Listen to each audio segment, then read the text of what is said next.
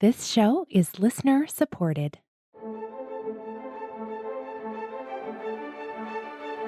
You're listening to Adoptees On, the podcast where adoptees discuss the adoption experience. This is Season 4, Episode 12, Heya. I'm your host, Haley Radke. Today we are exploring another mother and daughter relationship. Heya was adopted from Korea, but didn't really start exploring her Korean heritage until her daughter Emma started getting curious. Heya shares about how her relationship with Emma spurred them to both process what being adopted really means. We wrap up with some recommended resources, and as always, links to everything we'll be talking about today are on the website adopteeson.com. Let's listen in. I'm so pleased to welcome to Adoptees On. Heya, welcome. Hello. I'm so excited to chat with you because we have developed quite an online friendship, and you've shared some things here and there with me, and you've really taught me a lot about Korean adoptees in particular. But so I'm excited to introduce you to all of my listeners. But why don't you start out with sharing your story with us? I am a Korean adoptee. We refer to ourselves as CADs. And I was adopted at a year old in 1978 to a couple that had 3 biological sons in their home. After they adopted me, we moved from Ohio to Texas. Then I spent the next 40 years of my life in Texas. I am married and I do have one 10-year-old child named Emma. And then I have 2 dachshunds, Sage and Kipper. I love dogs. Those are so cute. So you were adopted as an infant? Yes. Or as close as you probably will get to an infant via international adoption. Okay. A lot of international adoptees, although there are some, but most of them, just because of the bureaucracy and the red tape and getting visas and all that, we're not going to be womb-wet infants.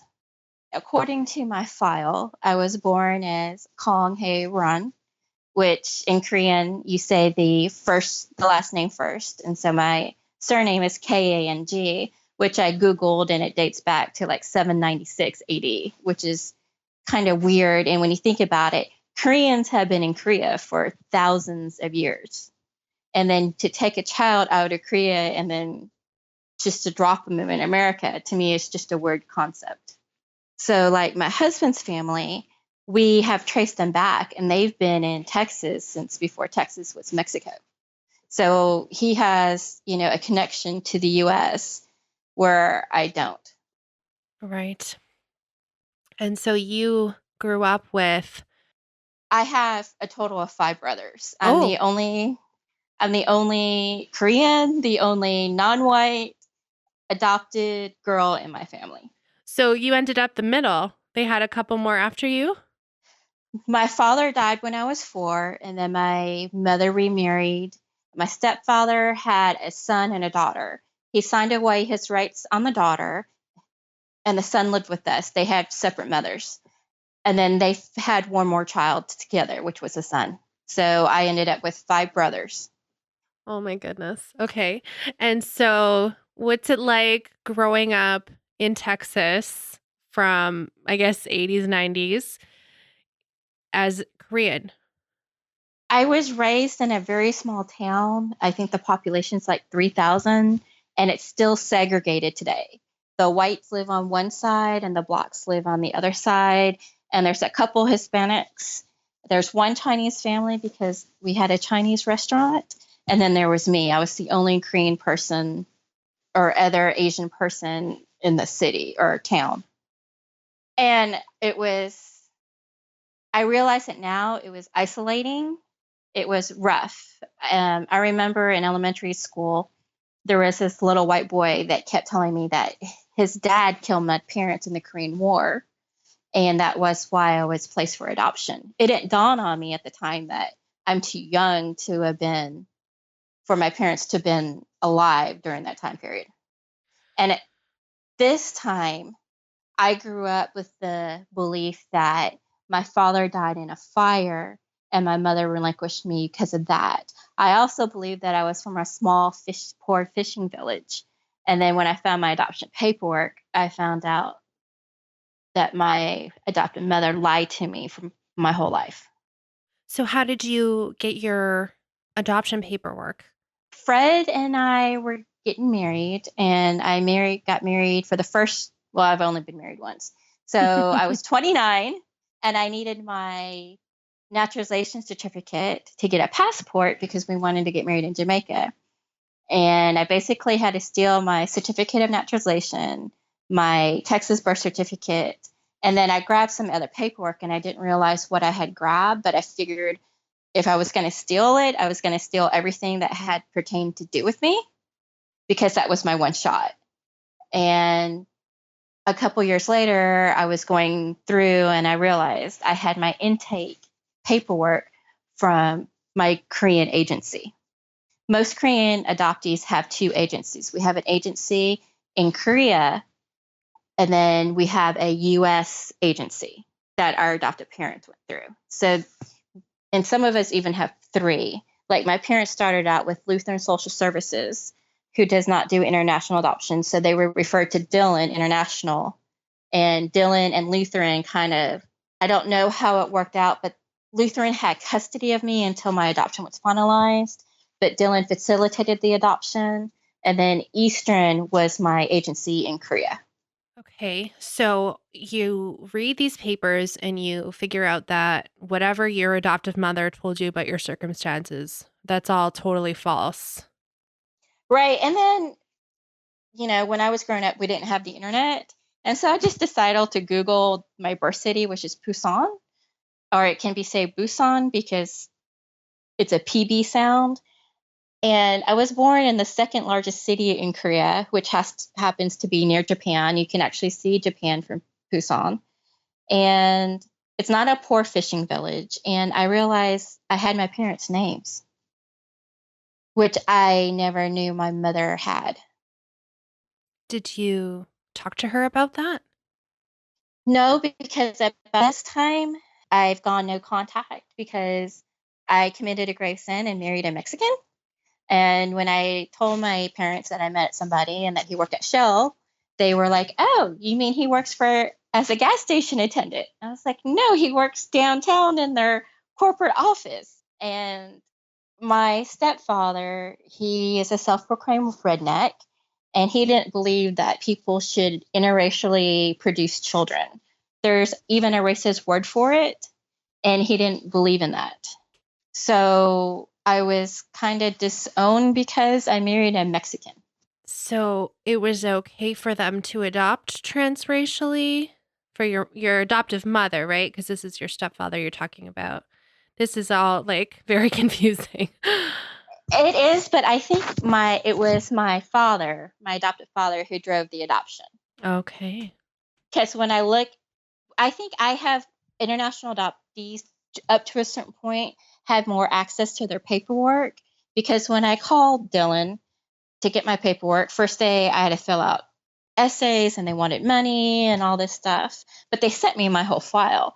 And I don't know if it was because it was in the 70s or what, but it was his name that was signed to everything. Mm. It could have been that he was the one that had a job, but I talked to my aunt and she thought that they were both on board.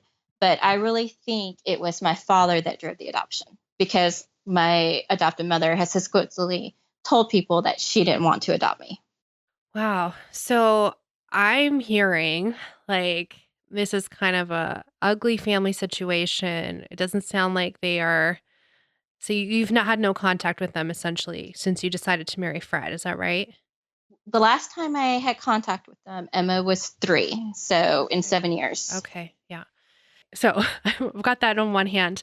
And then I'm also, you said you're basically the only Korean kid in your whole town and you're growing up in Texas and all of these things. And so you get married. What's happening next for you? How's your adoption processing stuff going on? Are you thinking about this? Like, where did I come from? Like, where are my roots?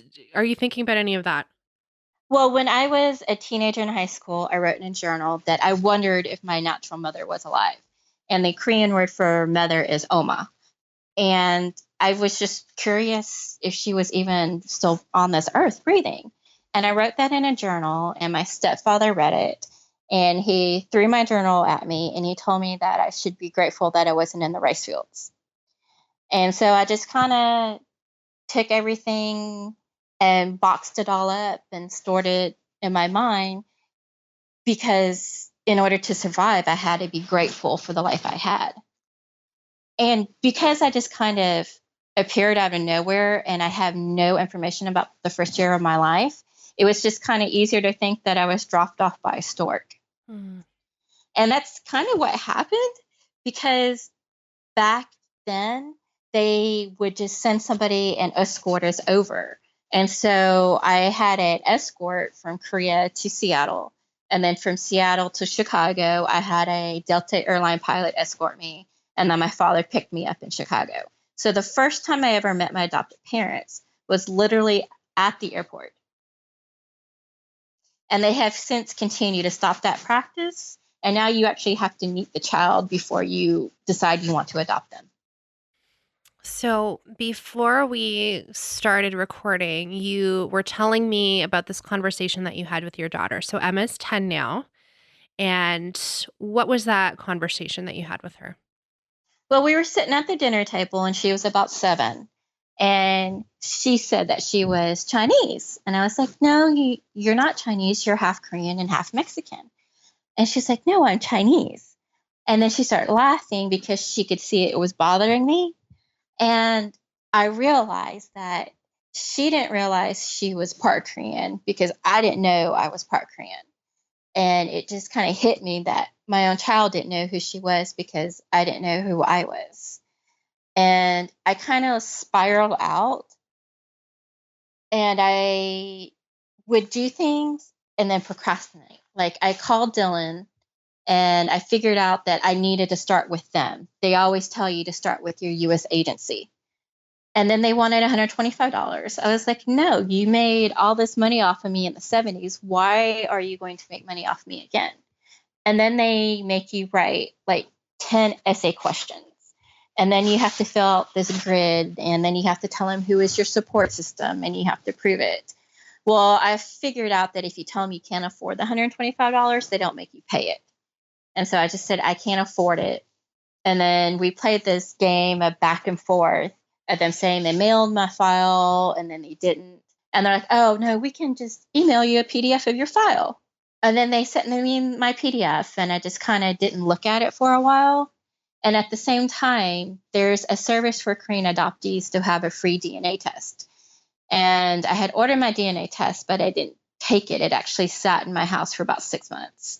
And then one day I was just like, I just need to do this and figure out if I'm really Korean or what the story is, because a lot of times people would tell me, oh, hey, you could be my half sister because my so-and-so served in the Korean War. We're related.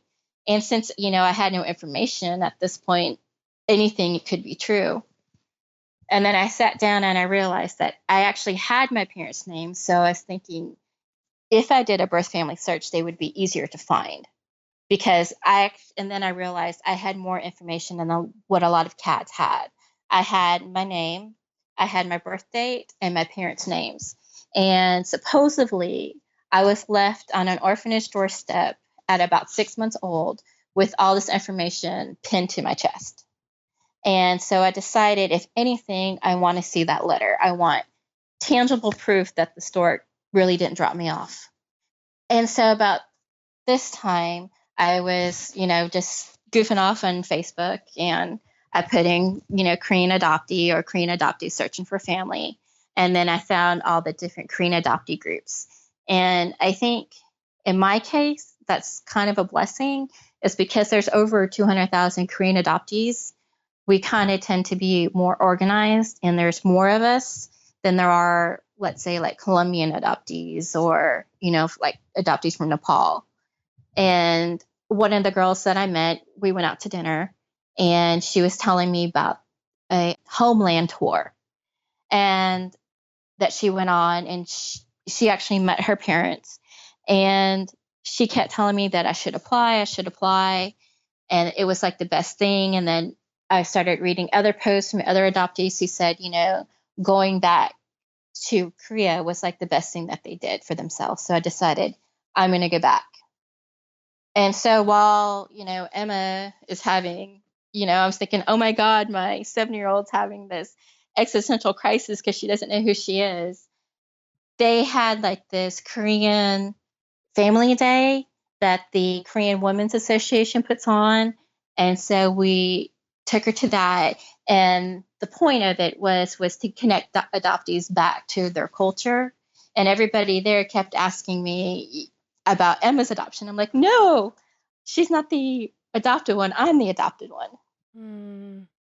And, as I was starting to think about it, we made a lot of parenting decisions, even though I didn't know it was because I was adopted, but it had to do with because I was adopted.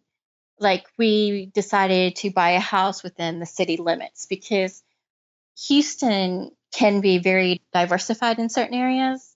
And even when we were choosing her school, I made sure not only did they have Asian people or students, I made sure that there were Korean students there. And one time when we were watching like TV on Top Chef, there's been one Chinese winner, and then there was a top Korean chef that went very far. And then I saw in her how important racial mirrors are.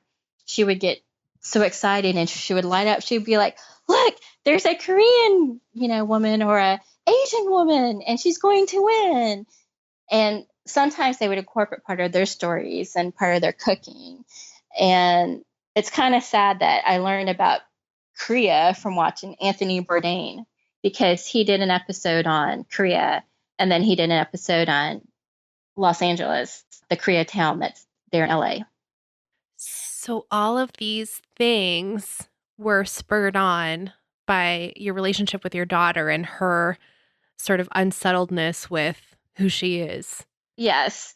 And then when I tried to explain to her, because she wasn't going back with me to Korea, I decided that I wanted to go by myself. And I was going in a group with 25 other adoptees. And I thought this was something that I probably needed to do by myself. And she was just like, it terrified her to know that I didn't know who my mommy was. And when she was 5 years old, she had an Ethiopian adoptee in her class. And he was telling them about his time in the orphanage. And I kind of, tried to introduce the fact that I was adopted to her then. I was like, oh, mommy was in an orphanage. And when I talked to her about adoption, she shuts down. And I realized she doesn't know of a world where mothers relinquish their children. That thought is so horrible to her. She does not want to talk about it at all. And that's when I realized that I had kind of the right to be upset about what happened to me. And if you ask me now, I used to tell people, well, I was adopted internationally. Now I tell them, because I've gone back and I've searched a little bit, that I was child trafficked under the guise of international adoption. They always talk about a mother-child bond, and I really didn't understand that because I did not have that. And so my relationship with her, I believe now that there is that mother-child bond. And I do believe in that maternal instinct and how you will protect your child at all cost. And so on one hand, I have this child who I would do anything for. And then I wonder to myself, why wasn't I worth that same? Why wouldn't my mother do anything for me? And I asked myself, at what point does a part of yourself die to have to put your child on an orphanage doorstep and walk away knowing you're never going to pick them up again? And I was relinquished as a 6-month-old baby. So I was bonded to my mother. I knew who she was. And when we were having Emma's baptism, I asked somebody to hold Emma because she was sleeping. She was 3 months at this time, so I could go to the bathroom. And Emma woke up and she was crying. And my friend said to her, oh, I know I'm not your mother. I know I don't smell like your mother. And that hit me because even at 3 months old, Emma knew my smell. And as soon as I walked away from her, she woke up and she realized that something wasn't right. And I realized, I think that's why I don't sleep at night. It's because I woke up and my mother was gone. So I returned to Korea, and part of what the organization does is they help us do birth family searches. The woman who runs it, it's a nonprofit. She does not draw a salary. She used to escort Holt babies from Korea to the US. And just Holt is another adoption agency. Right, that started international adoption as we know it. And so now she is helping adoptees find their natural families. So she's kind of come full circle. Because of all the GIs that were in Korea and all the babies they produced, there's a lot of tools that you can use to try to find like your orphanage and different things like that. Well, I can never find my orphanage. And I sent her an email, and right back she sends me back a picture of my orphanage. And I was like, oh my God, this is where the last time I saw my Oma, which is my mother. And the other part of the tour is that they try to help us connect to our culture, our Korean roots. And one of the things that we did on the tour was that we did one of the traditional Korean drum dances. And it was just a profound moment to sit there and think, here I am doing this traditional Korean drum dance in the land of my ancestors. And I don't think that will ever leave me. When I was in Korea, I learned how important genetics are, which is something that I always just kind of thought in my mind as science fiction, because, you know, when you're supposed to do those eye color charts and trace your eye color through your family, well, adoptees can't do that. And so, you know, you just kind of make up your chart in school just to get a grade, or when you do a family tree project, because you're like, which family do I put? Okay. And growing up, I only knew, okay, there was me. I was like, that's my family tree, just me. We were told that Koreans have a certain kind of dermatitis, which we have itchy backs. And both Emma and I have itchy backs. She loves hot soup.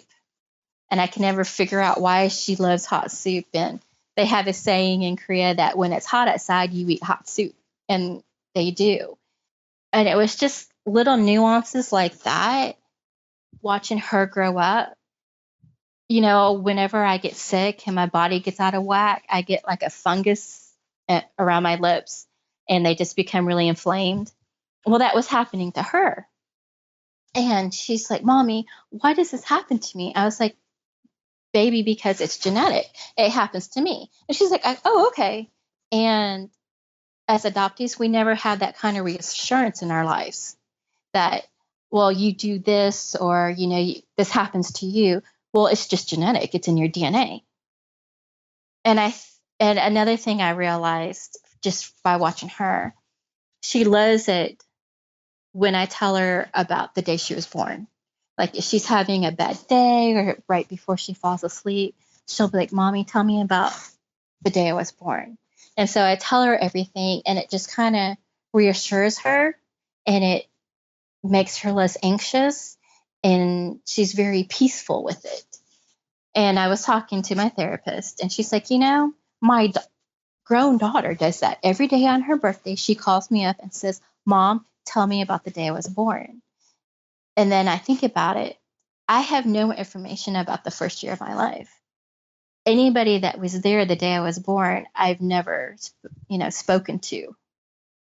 And I know by watching her grow up, I've realized how much I miss.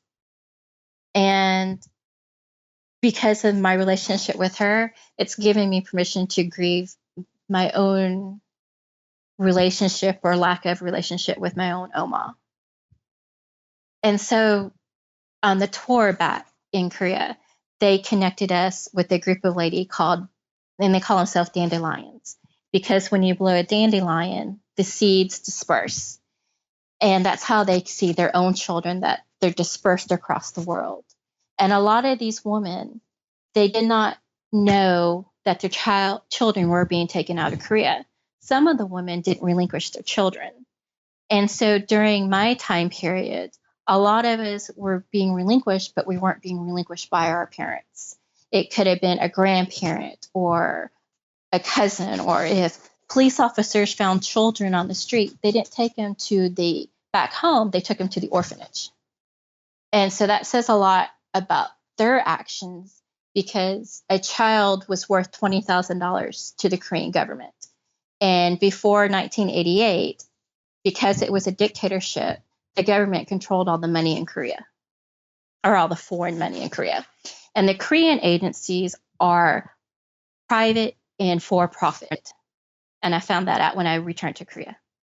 And so it made me start questioning the few pieces of information that I thought I had. I thought I had my name and my birth date and my parents' names. I don't know how true they are, because when I asked the agency for my letter, nobody had it. But they had pictures of my adopted parents that they sent and correspondence they sent. So they had paperwork that's older than I am, but they did not have this one letter. And I looked at the social worker and I said, "You mean to tell me that the one piece of paper that proves I'm a legitimate foundling, you do not have?" And they don't. Well, I've spoken to several Korean adoptees, and the common thread, a lot of them talk about their agencies if they've gone back and they've done the tours and all those things. Is they all have these stories like, "Oh, all of my paperwork was lost in the flood," or "all of my paperwork was lost in this fire." Like, there's all of these stories, and they all have the same story. So you're like, these can't all be. Like, how many fires and floods were happening? You know? It's funny that you mentioned that, because all my life I grew up believing my appa died in a fire, and that they said, "Oh, well, we had a flood in the 80s, and all of your files were transferred from Busan, which is near Japan, to Seoul, which is on the other end of the country. It's a very small country." And I was just like, so how do you have all this other paperwork, but this one piece of paper got flooded? Mm-hmm. That's not how it works. Mm-hmm. Yeah, and like I get it. If everyone was adopted from the same agency, it's sure this one agency had the flood, but it's like multiple organizations, right? With the flood or fire story. And that's what I told them. I was like, if all these fires and all these floods happened, the whole country either had to be flooding and on fire at the exact time. Right. And so it's kind of like that one little piece of truth that I had, I don't even have that. I mean, I can't tell you beyond a shadow of a doubt that my birthday is my actual birthday. And they kept telling me that the Korean government couldn't find my parents because of their names. Well, then I found out that my Oma's name, part of it is masculine. And so it's kind of not commonplace for a female to have that name.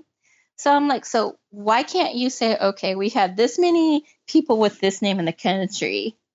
This many people were residing in or around Busan at the time. And this many people were around that age. And the other confusing thing is that there's this thing called a Korean age, which means like when you're born, you're 1. And then on the Lunar New Year, you turn 2. And then on your next birthday, which would be your first birthday, you turn 3. So even with her age, there could be a discrepancy of up to 2 years based on if they gave me her Korean age or if they gave me her international age. And I kind of don't believe that they don't know who. They can't find her. So supposedly I was left on an orphanage doorstep and I had tuberculosis. And the lady that found me, she died 2 years ago. And so I kind of kicked myself, because had I looked 10 years prior, there were different laws in place that I could have probably found my parents easier, and that the woman that actually found me was still alive. And then I found out that we all have a Korean intake form that's in our Korean files that our US agencies don't have, and that you need to have that piece of paper translated to you by an actual Korean because there's subtle differences in the language. I always thought I was just found by this woman. I was like, so what do you mean an orphanage owner just found me? But then in my Korean paperwork, it states that in the morning she found me on the doorstep, which may not be a big difference to some people, but when you have nothing, it's everything. I've never tested positive for TB. So I don't believe I had tuberculosis. And my file also states that I should have a purple scar on my forehead. And I even asked them at the agency, I was like, oh, you mean like Mongolian spots? Because Emma was born with Mongolian spots. They're like, no, this is some kind of a scar. And I have no scar on my forehead. So your relationship with Emma Mm-hmm. prompted you to go on this search for identity. And as you go back to Korea, and then you find out all the things I thought that were true, that first of all, your adoptive mother told you were not true. And then you had your paperwork, you thought, okay, finally, I know these things are true.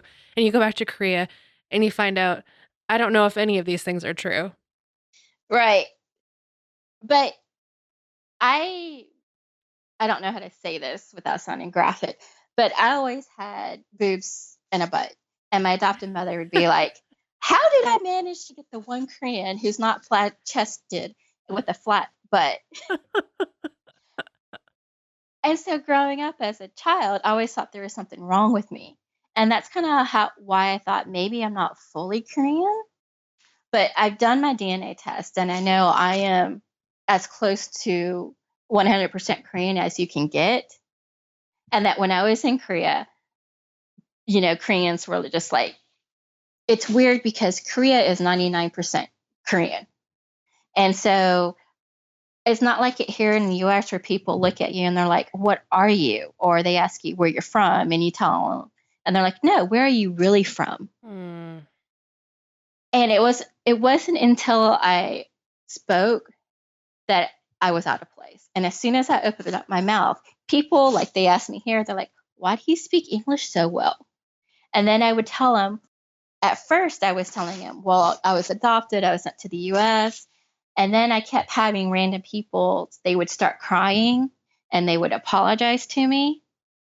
And I realized that this is a shame of South Korea, that these Korean citizens were telling me they were sorry, that Korea should have taken care of me. And they would try to give me stuff, or they would hug you or touch you. And then they would ask me, because we had our Korean names on our name badges. They're like, how do you know your last name? How do you know your family name? I said, because I was left with a note. And then they would just start crying harder because I had a little piece of my identity. And the interesting thing is that, I had all this information stripped away from me. But when I came back, I felt more Korean. I felt like I could claim being Korean because I grew up with my adoptive mother. Her family's Polish and Italian. And my adoptive father, his heritage is Irish. And then my stepfather, his heritage is Texas redneck. And so it's like, well, which one of these do you claim? And it's like, well, I'm not going to claim any of them. I want to claim my Korean heritage. Well, that's something I did want to ask you about, because I've heard from other transracially adopted people from whatever country Mm-hmm. that often they will be surprised when they look in the mirror because they just sort of think of themselves as whatever ethnicity their adoptive parents are, because that's what's mirrored. And then there's they look in the mirror, they're like, oh right, I'm not this whatever. So have you had that experience? Kind of. I always thought that I always knew nobody had to tell me I was adopted. I just thought it was obvious. It's like, well, how did this white family end up with this Korean kid? But then I realized, I think subconsciously, I knew I never bonded to my adoptive mother. And so I kind of knew I was adopted that way because I always felt othered. Mm.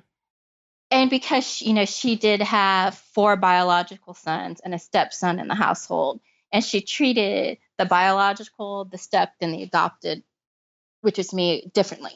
And that's one thing I learned just by having my daughter is that I did feel other growing up. And I knew I was adopted just because of the way I was treated. And I didn't have the words for it at the time, but I could see the bond between my adopted mother and her biological sons. And I didn't have that with her. And that's not to say that I can't put that blame on her, because that's how humans are wired. We are wired to care for our biological children. Like, I can hear babies cry all the time, but if I hear my child cry, it like grates on your nerves, and you will do anything to soothe your child and to get them to stop crying. And it's when I had her, it hit me. I did not have this bond. The bond is real, but I lacked it all my life. And they say that there are late discovery adoptees, LDAs. Translationally adoptees tend to be that way with race. Like, we kind of think we're white, and then when we go out into the world, we realize that we're not white. But I think a lot of it was because my adopted mother let my older brother make fun of me, and they would always tell me that I was going to be sent back to the rice field, and then he would do that thing where he would slant his eyes and say ching chong, and call me a chink. So in that way, race was always kind of like on the surface, was because my brothers kept bringing it up. So you didn't even have the chance to feel like you just fit in and this was your family. Like, it was just pushed in your face all the time. Right. And like I said, it was just kind of like the stork dropped me off. Yeah. Because my parents had 3 biological sons, I always heard, well, you look like so-and-so, or you're just like your dad. And there was never that with me, but there was never, well, does that make you sad? How does that make you feel? It was just skipped over. And my adopted mother used to say that I came from her back. And so it wasn't like she would even acknowledge that I had another set of parents. She would tell me that she was afraid that an old, and this is her phrasing, Oriental lady would knock on her door and claim me. And then I'm looking at my papers, I'm like, she's 15 years older than my Oma. So, it would be this younger Korean lady knocking at my door. And she had all this information. She had my adoption paperwork. But instead of telling me the truth, she invented this story that made her seem like my savior, because here you had this orphan whose father died, who's from this poor, small fishing village. And I guess she invented the story that fitted her needs. Mm-hmm. And that's not the thing that ultimately drove a wedge between us, but I do know that helped drive the wedge between us. And so your relationship with Emma now, mm-hmm. you told us you brought her to this Korean event, and people like thought she was the adoptee, but like, you are introducing her to her Korean heritage. And I mean, how is that all going? And now you've, coming back from Korea and still not finding your natural mother. How is Emma processing all of that, and how is that going? Well, she still doesn't like to talk about it because she's still at that age where, her parents are her whole world, because she's only 10. And she doesn't want to think about a reality where I would be forced to relinquish her and she would grow up with somebody that wasn't me. I think with having her, because there's just some things in life you can't explain to children because you don't have the answers. And when, sometimes when I tell Emma, I don't know, because you just don't know, has helped me with my story, because I don't know. My answer, at least up to this point, unless there's some miracle, is that there is no answer for me. And I've become more okay with that. I have noticed that I'm very truthful with her about everything. And that's one of the other things that I do with her subconsciously that has affected me. When she asks me a question, I give her the truthful answer. Like, she asked me when she was like 6, because she asked me how babies were born, and I told her, well, a daddy gives mommy his seed. She's like, well, how does the seed get in there? And so, I told her, and she's like, that's disgusting. So I try to give her age appropriate truths, but I've noticed that as I see her growing up, is that I've always been very truthful to her to the best of my ability. Because, like I said, there are just certain things that there are no answers for. Mm-hmm. That's interesting that you say that, Haya, because like we're the family that has told our kids like Santa Claus is not real. Mm-hmm. And I tell my kids the truth, and I think it's something about like I don't feel like my adoptive parents like lied to me. I didn't have that sort of Mm-hmm. situation, but just not knowing the whole story was somehow that has become like this symbol of a lie for me. Mm-hmm. And I don't want that heritage with my kids. No, and I think that's what adoption can do to a person. And especially, it's like your Schrodinger's cat. Everything is true, but you can only have one truth. And I think without having answers, you're still Schrodinger's cat. And that's one of the reasons why I've always thought to myself, because when I've listened to previous episodes, a lot of adoptees have found their natural families, whether or not they have contact with them. But it's like, I haven't even found mine. I'm still this ambiguous mess. And I noticed, like I said, I made sure there were other Korean students in her class, and her and another Korean boy, they did a International Day project on Korea. And they're like, oh, Korea has the tallest building. And they were telling me about the president of Korea. And so she understands she's Korean. Like, they had a winter choir thing at her school, and she wore her hanbok, which is the traditional Korean dress, and she was very proud of it. And then for her birthday, we cooked Korean food for her whole class. And I was so nervous. I was thinking, oh my God, these kids aren't going to eat this. It's vegetables, and we brought seaweed. They ate everything. And so the people that I've chose to surround her with, I kind of made this decision that, okay, I'm going to try to put her around more progressive, open-minded people. And I think that's one of the reasons why we chose to put her in Montessori for all of her life. And she's getting to the age where she probably should stop calling me mommy. But I don't want to be called, well, I don't know if it's weird to have a tween or teenager running around calling you mommy. And that's the other thing. I don't know what's normal for like a mother-daughter relationship, because mine was so not normal. It was, and it's not, it's the ha. No, it was dysfunctional.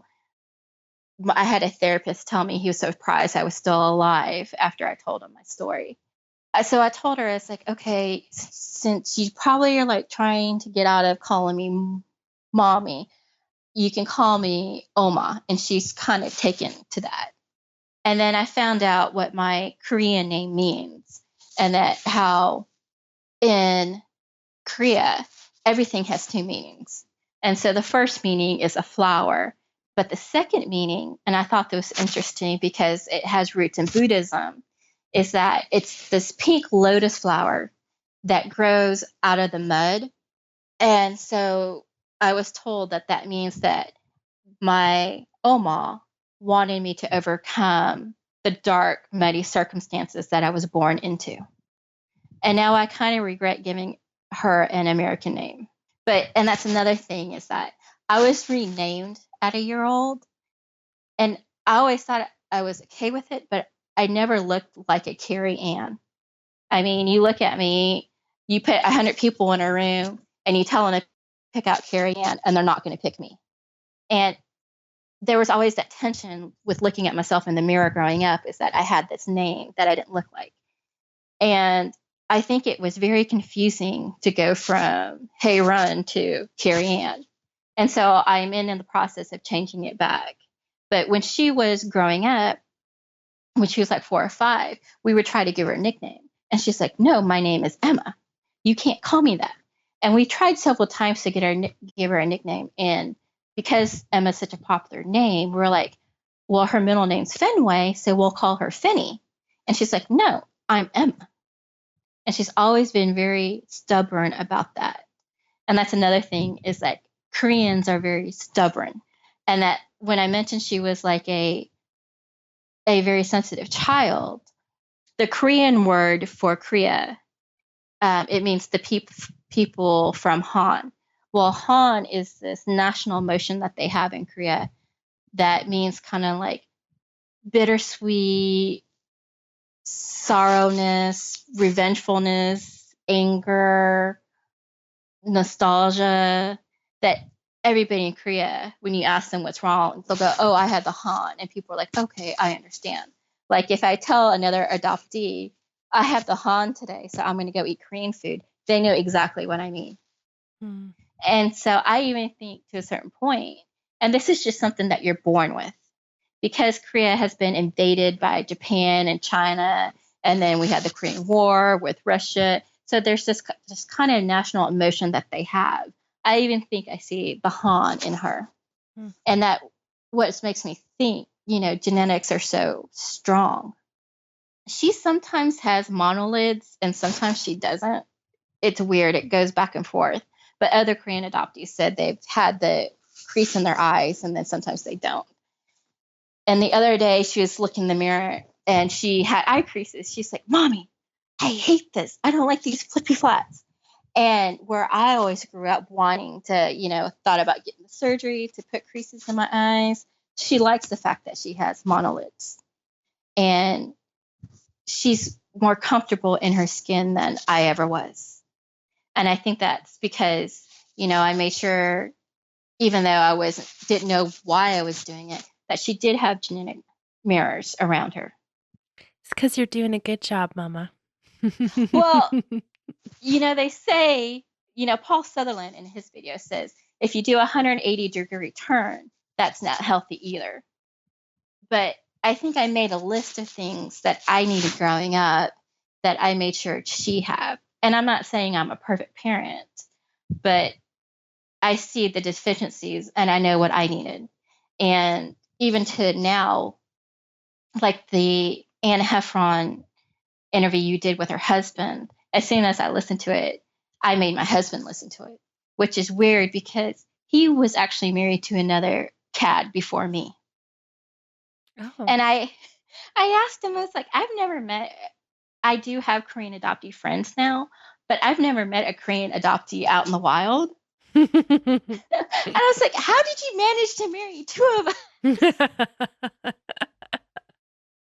But I think I'm still unsure of what I'm doing because, like I said, I've never had a healthy mother-daughter bond. You hear people, oh, I talk to my mom every day. I'm like, even when I was on speaking terms with my adopted mother, I didn't call her every day. I mean, we could go for months without talking, which was normal. But then, like I said, I realized I have a bond to Emma, and that, when I had her and they were sending us home from the hospital, I'm like, they're really going to let us go home and they're not going to send somebody home with me? But then, your maternal instinct just kind of kicks in. And through my relationship with her, I've allowed myself to grieve for what I've lost. And I don't think that it's a competition between international, domestic, transracial adoptees. I think the international transracial part adds a different layer to it. But because of what I have with her, I understand what I lost. Not only did I lose all my family, and I have a last name that goes back for thousands of years, I lost my language, I lost my culture, my motherland. I will never be seen by a Korean citizen as a Korean. At worst, I'll be a Jopo, which means I was born in Korea, but I was raised abroad. I will never speak Korean like a native Korean. I've lost the food, the connection to the land. And before, when I went to a doctor and they're like, "Oh, what's your medical history?" It didn't realize to me what no medical history meant. But now I do with her. Because, if I can tell her, "Oh, you get the rash on your lips because I have it," or "You have an itchy back because I have it." And that's a very acceptable answer. And I don't think, I try not to be one of those people that live life thinking other people owe you.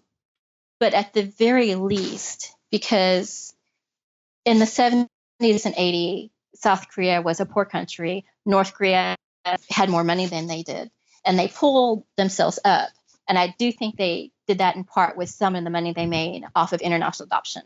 I do believe that they owe us our history. They owe me, if they have my natural parents' information, they owe that to me. Wow. That was a really powerful interview. Hey, I'm thank you. Thank you for sharing all of those things. Is there anything that we didn't touch on that you really wanted to get to before we do recommended resources? I kind of want to put this out there as a PSA. Right now, there are 35,000 intercountry adoptees that are over the age of 18 in the US that do not have US citizenship because of a loophole in the law. And so I'm asking, if you're listening to this, if you could support the Adoptee Citizenship Act that would grant citizenship to all adoptees. Currently, worldwide, there are 70,000 adoptees that do not have citizenship to the country that they were adopted to. And when I was in Korea, I met two of them, and they did commit crimes. I'm not going to argue that. At the same time, they both have finalized adoption decrees that state we're supposed to be treated as natural born children.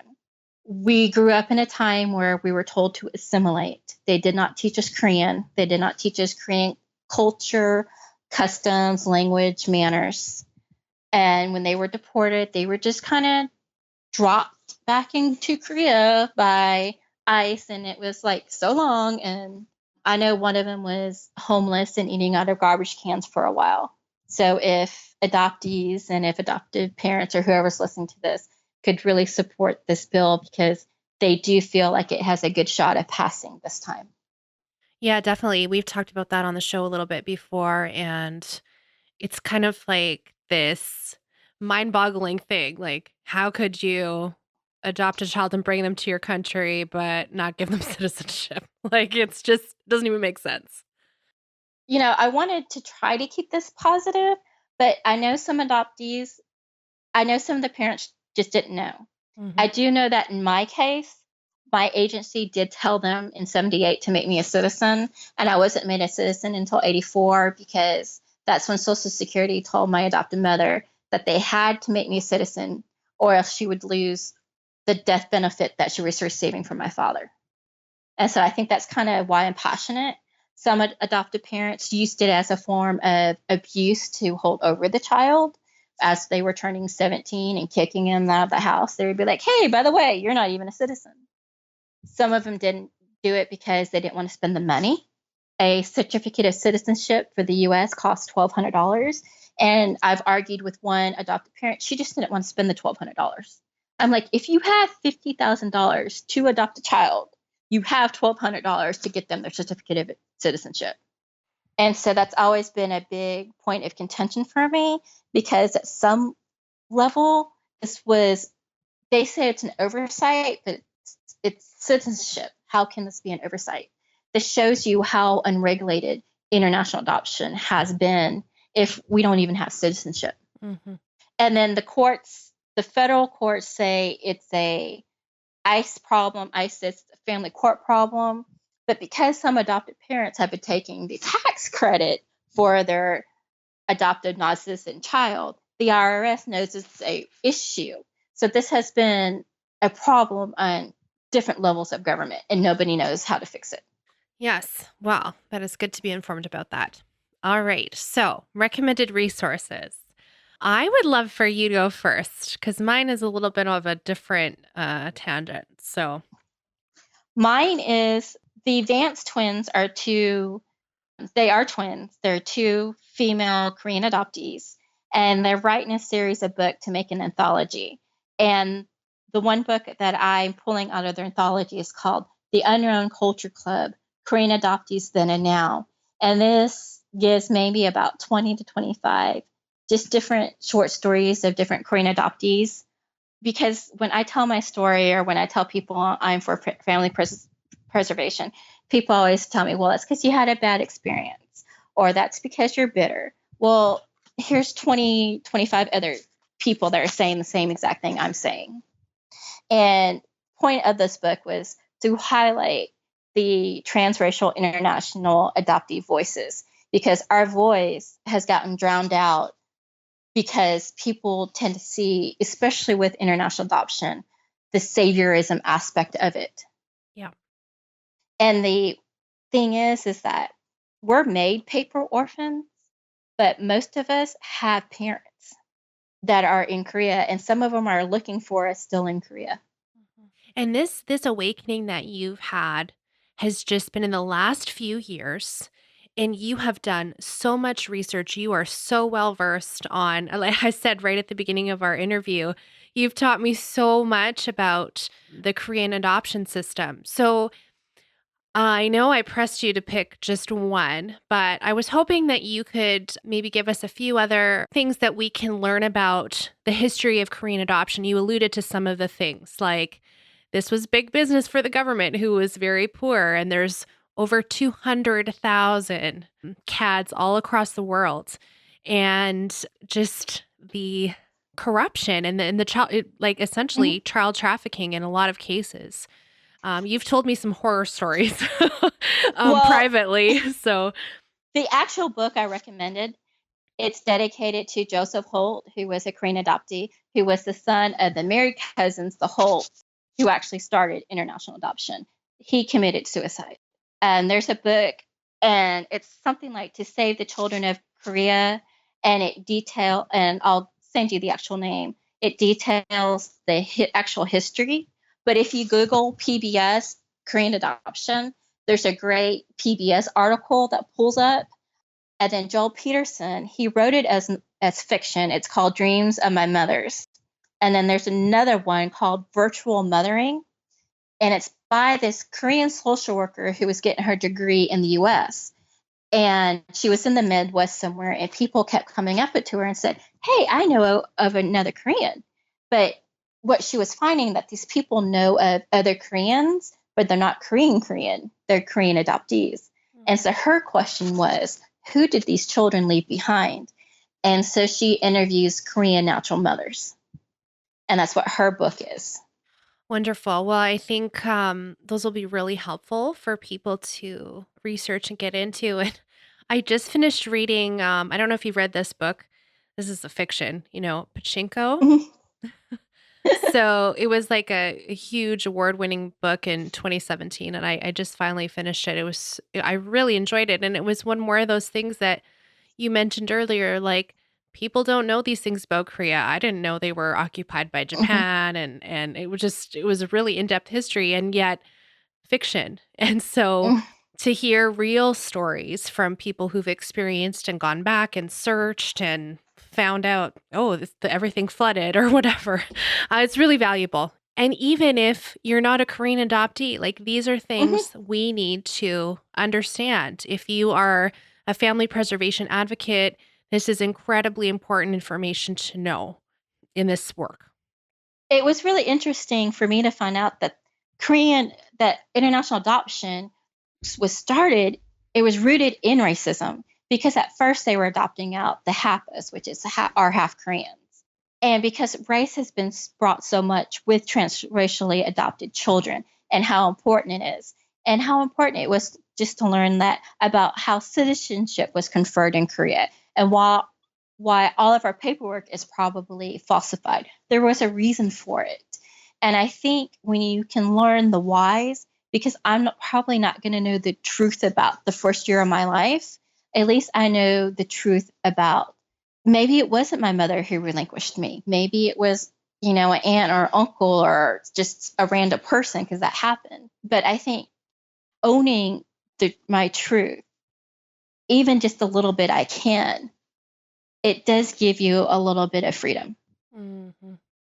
Because, you start chipping away at the idea that, well, the stork just dropped me off. So my recommended resource kind of goes along that same vein. I knew we were talking today about your relationship with your daughter and finding out your history, the things that you could. And so I'm Canadian. I know lots of people don't know that.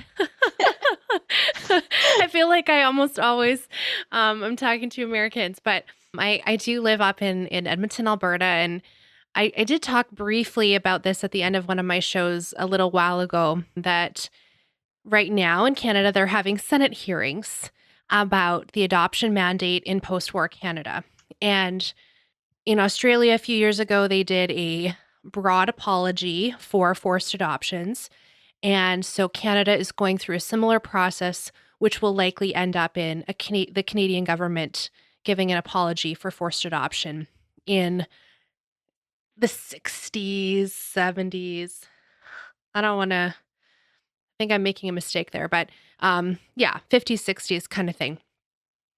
Anyway, my recommended resource is a book that's going to be coming out in this fall 2018, called White Unwed Mother: The Adoption Mandate in Postwar Canada, and it's by Valerie Andrews, and she's the executive director of Origins Canada. And she was one of the ladies. She's a natural mother. She was giving testimony at the Senate committee hearings, and she has done extensive research all across Canada for the mother and baby homes, the ones that were government run, the ones that were church run. And so she will have a ton of research in this book. I'm really looking forward to reading it because, like I said, I'm Canadian and I feel like I don't know the adoption history of Canada. And so this will be one more of those pieces that I can learn a little bit more about my country's ugly history of adoption, just as we were just saying how we should learn about Korea's history of that as well. So that's my recommended resource, and I know it's not coming out for a few months yet, but if you are interested in learning about wherever country you're from, about the history of adoption, I recommend you go and do that. We need to be educated about these things. If you are interested in activism in any sense of the word, like, it's important.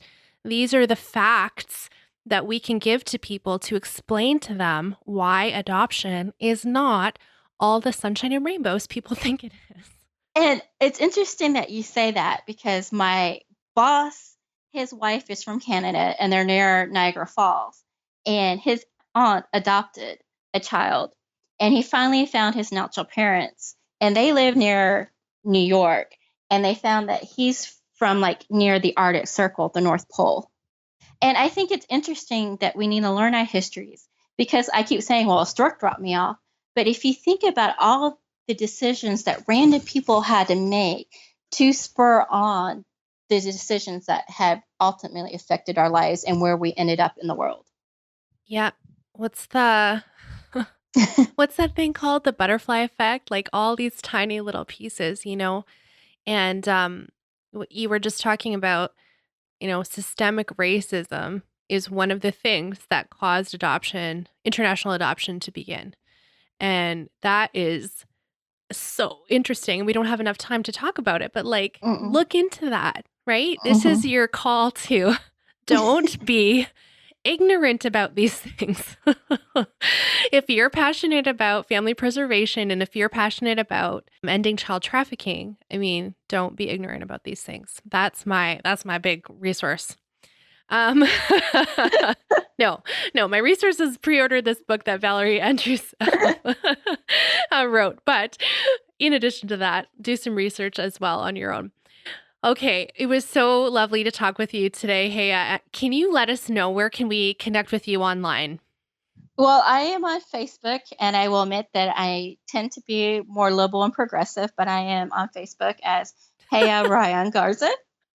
And then that's just like a warning for people who friend request you. Well, I will tell you this. People are like, well, you shouldn't let politics affect your friendships. No, if you're going to be racist, we're not friends. I just will put that out there. Okay, that's a good call. And then I do quilt and sew. And so my Instagram, because I'm too lazy and I'm too ADD, because there's a squirrel over there somewhere, is about adoption and sewing. I'm the Graceful Lotus, which is a play off my name because Heya means grace and Ryan means lotus. And I'm just going to give you a little plug for your Instagram account. Listen, Heya's Instagram is so beautiful. Like, you have these stunning fabrics that you're always collecting and beautiful quilts and projects that you've made for Emma and other people. It's a little bit of Instagram craft jealousy on my behalf. Like, I'm creative, and you know what my creative stuff is?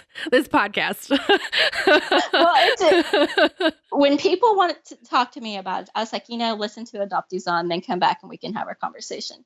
But because I have nothing from my Oma, I made sure that Emma has something for me. Mm. And that's what my quilts are to her, that when I'm gone, she will have these quilts that she can literally wrap herself in my love for her. So and I need a creative outlet. So that's what I chose. Oh, wow. It's beautiful. Beautiful. Thank you. Thank you so much for your candor with us. I'm just like, there was several times I'm just like speechless. I started crying. I'm trying to hold it together here for you. So that was great. It was so good to talk with you. If you would like to connect with other adoptees who are on this healing journey, come and support me on Patreon. You can help me by pledging a monthly amount that helps sustain the podcast. And as a thank you, you can join other adoptees in my secret Facebook group, which has all of these really incredible people in it who are just like you. We are navigating awkward reunions.